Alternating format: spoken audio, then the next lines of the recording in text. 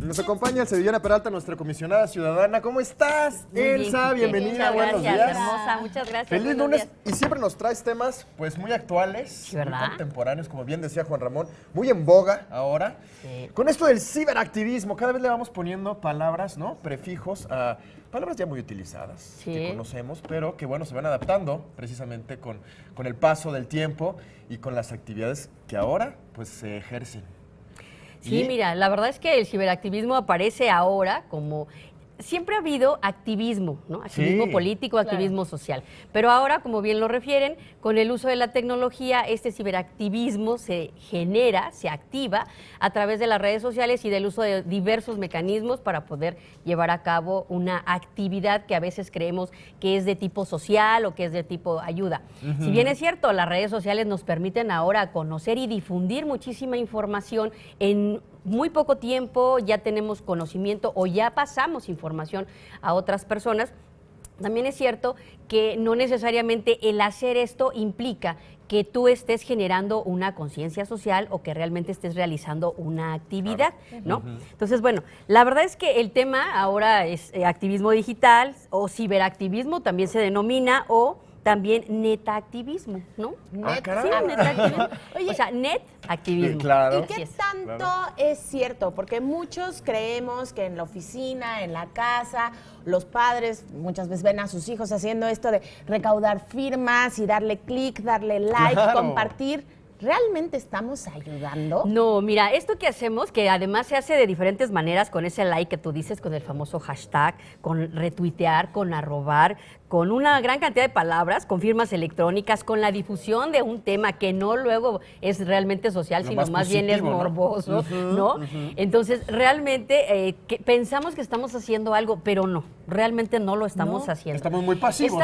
Exactamente, estamos en la comodidad de un aparato electrónico haciendo like, creyendo que estamos trabajando por causas sociales, que muchas veces no es así. Claro. Si bien es cierto, la parte buena de esto es que la difusión de la información genera conciencia de alguna manera, conciencia en el sentido de tomar conocimiento de una actividad y participar en ella, no quiere decir que realmente estamos llevando a cabo una solución a un problema. El activismo es algo que debemos enfocarnos de una manera más activa. Como no es la palabra, ¿verdad? Exactamente, más activa.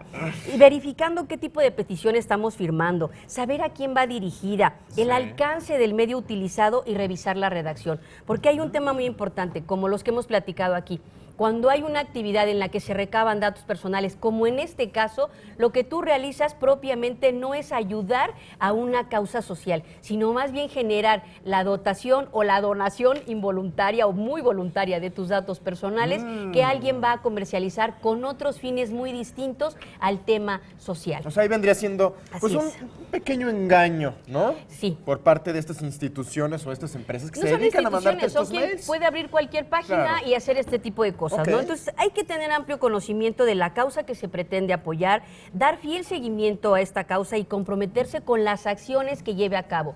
Dona, por ejemplo, haz donativos, haz ayuda voluntaria, realmente si te interesa lo que tú estás viendo en internet, infórmate e informa. Informar no es nada más difundir en internet dando likes y compartiendo, eso no nada más, ayuda mucho, sí es cierto, no hay que quitarle la parte positiva, pero no constituye realmente la actividad de un activista, valga la redundancia, ¿no? Sí, Entonces, hay que ser, como bien dice la palabra, usuarios activos. Yo aquí les daría un mensaje, utilizar las redes sociales y la tecnología no hace, si bien es cierto, asegura la propagación y el éxito de una convocatoria, no necesariamente quiere decir que tú estás participando socialmente o en la resolución de una causa. Resolver los problemas no es con un like.